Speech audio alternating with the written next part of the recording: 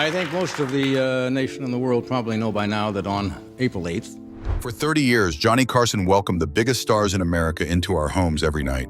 His friendly smile and easy laugh made us feel like we were just hanging out with friends.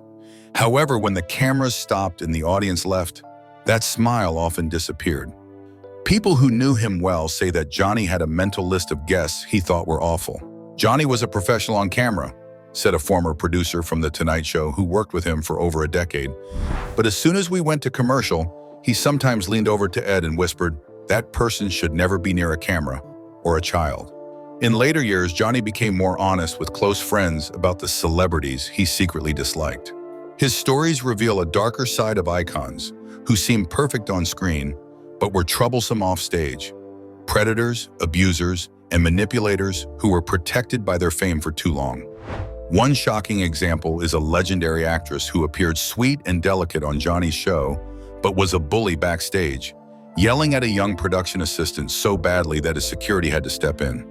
There was also a well-liked male star whom Johnny had caught doing something so creepy in his dressing room that he almost called the police. These were not just difficult personalities. Johnny saw them as evil people hiding behind their talent. Now let's explore why the top name on his list received his strongest dislike in the backstage confrontation that hasn't been discussed until now. Joan Crawford, the Hollywood queen with ice in her veins. In 1970, Joan Crawford appeared on The Tonight Show, where viewers saw her as a beloved Hollywood star. She had perfect posture, looked flawless, and showed off her charm, embodying classic Tinseltown. However, the staff had a different experience. Johnny Carson described her as one of the coldest people he interviewed, comparing her to a beautiful statue with nothing inside. Problems started before she even arrived. She sent a detailed lighting request that included a 4-page memo. "Everything had to be exact," said a former producer.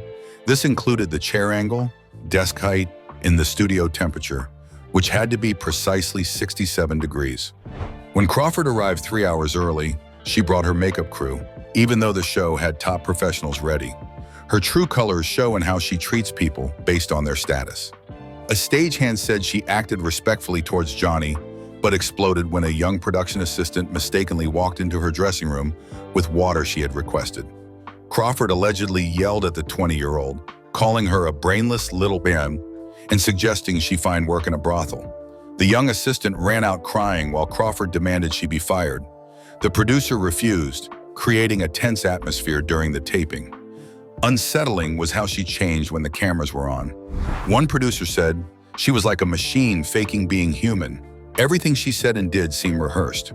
During breaks, she sat quietly with a stone face, only to switch back to her cheerful persona when the cameras rolled." Carson, skilled at making guests comfortable, couldn't connect with her. After the show, he told Ed McMahon, "I've interviewed corpses with more personality." Years later, when Christina Crawford's book, Mommy Dearest, revealed Joan's alleged abuse of her children, Carson wasn't surprised. Friends said he nodded and said, "I saw the real her in those few hours. I believe every word." If Crawford's cold behavior bothered Carson, the next guest made him feel uneasy differently. Frank Sinatra, the charming bully. On screen, Frank Sinatra and Johnny Carson seemed friendly. Sinatra would joke and tell stories while Carson played the admiring host. Off camera, Carson couldn't stand Sinatra because of how he acted when he thought no important people were watching. Carson once told a friend, if he didn't sing, he'd be a mob enforcer. Sinatra's visits to The Tonight Show created tension. He often brought an entourage that made the atmosphere uncomfortable. Sinatra once disrespected a floor manager by grabbing his tie and saying he didn't want to hear about timing. This upset Carson, who considered canceling the segment. He only went ahead because of the ratings. Things got worse when Sinatra made an insulting comment about a female staff member. Carson firmly said, "We don't talk about my staff that way here." Sinatra looked surprised that Carson stood up to him. After that, Carson decided to limit Sinatra's appearances to once a year. This was unusual, as Carson rarely banned guests. Sinatra's bullying behavior was different from how other demanding guests acted. Orson Welles, the genius who thought rules were beneath him. Orson Welles appeared on The Tonight Show several times during Johnny Carson's run. He was entertaining with his big voice and wild stories, but his massive ego often caused problems. After one difficult episode, Carson reportedly said, "Never again." That guy thinks he's still running Rome. Wells often ignored the questions writers prepared for him, returning a blank page instead. This forced Carson to improvise during interviews. In a mid-70s appearance, Wells took nearly 25 minutes instead of the scheduled 7, ignoring Carson's signals to wrap up and making the show cancel 2 other guests. Wells also treated the crew poorly. He spoke about them instead of directly to them, saying things like, "Tell the girl I need more water." He acted like the show was his personal stage, bringing props and trying to direct from his seat. Carson was furious after one episode, stating, "Genius doesn't excuse everything." While he respected Wells's talent, he worried about how ego can overshadow skill. Bette Davis, Hollywood's queen of verbal violence. When Bette Davis appeared on The Tonight Show, viewers saw a charming actress sharing funny stories in her famous voice. She looked elegant even in her later years and shared fascinating Hollywood tales. However, behind the scenes, she had a prickly side that surprised even Johnny Carson. After one rugged appearance, he reportedly told Ed McMahon, "She doesn't need a stage, she needs a courtroom." No one should have to be cross-examined by Bette Davis without a lawyer present. Davis had a problem with how she interacted with other guests. She often interrupted or talked over them on shows with multiple guests, especially younger stars or women. She would even turn her back on them while sitting on the couch. A former talent coordinator recalled that if someone else got laughs with a story, Davis would get angry and think of ways to steal the spotlight back. Offstage, her behavior was even worse. She requested whiskey in her dressing room, which is common for older stars, but her drinking sometimes led to rude comments. Female crew members from the 70s reported that she made sexist and racist remarks that shocked people at the time. One makeup artist remembered Davis refusing her services, saying she wanted someone whose hands don't shake like they're coming off a 3-day drunk. Carson, known for avoiding drama, once stepped in when Davis insulted a cue card guy for being slow during rehearsal. He told her, "Miss Davis, on this show, we speak to everyone with respect, or we don't speak at all." This surprised her, and she toned down her behavior after that. What bothered Carson the most was the contrast between her incredible talent and her treatment of others. Unlike some unskilled people, Davis was an icon he admired. After her last appearance in the early 80s, Carson told his producer, "That's it. Life's too short to get verbally whipped by Bette Davis, no matter how many Oscars she's got." While Davis directed her jabs at adults who could respond, the next guest on Carson's list raised a different concern: inappropriate behavior toward young women that crossed boundaries. Mickey Rooney, the aging child star with wandering hands. Mickey Rooney was a famous Hollywood star from 1939 to 1941. However, his appearances on The Tonight Show caused problems. Staff reported that he often showed up drunk and acted inappropriately toward female crew members. A former assistant said Rooney would grab hands and make flirty comments, which made many young production assistants request to switch shifts when he was scheduled to come. In one well-known 1977 segment, Rooney began telling an inappropriate story, and Johnny Carson had to step in. Carson wondered if Rooney was drunk or simply unaware of his behavior. After Rooney's comments, he believed in professionalism and was embarrassed by a young actress. Carson clarified that such behavior was unacceptable and ensured it wouldn't happen again. As a result, Rooney's appearances became less frequent in the late 70s and early 80s, with Carson choosing to pre-tape segments instead of doing live shows. Zsa Gabor, the diva who drove Carson to despair. Zsa Gabor was a popular guest on The Tonight Show with Johnny Carson. She was known for her glamorous looks and charming personality. Viewers loved her Hungarian flair and jokes about marriage. However, she was also a very demanding guest. Carson once joked, "I'd rather interview a cat," after a rugged appearance with her. Gabor had strict requests.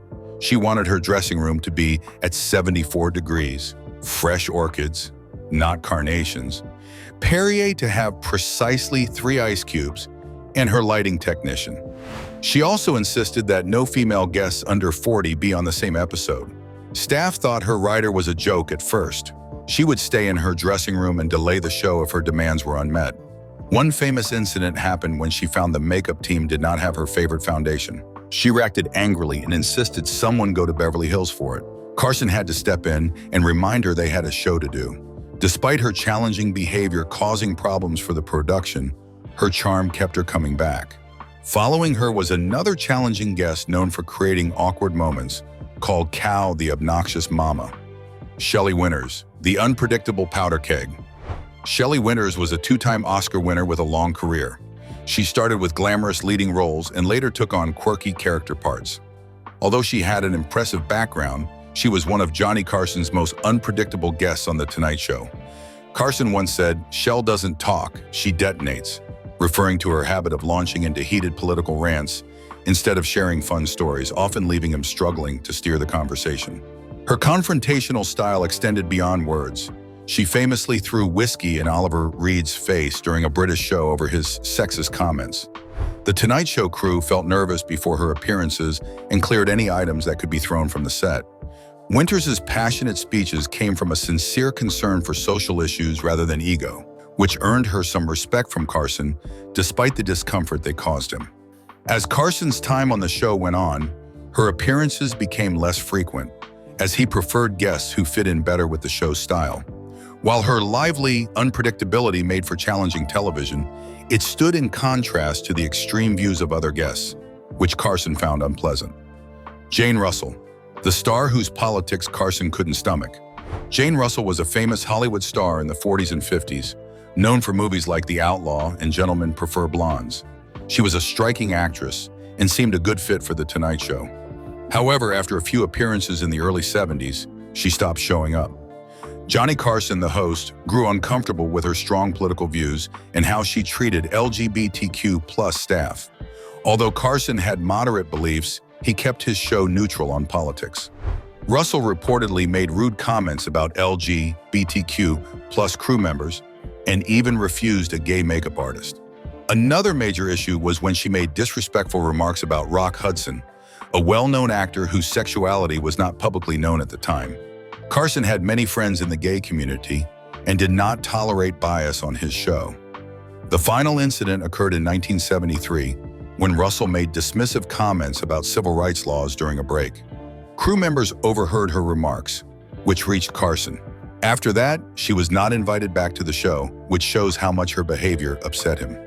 Jerry Lewis, the comedian. Carson called truly hateful.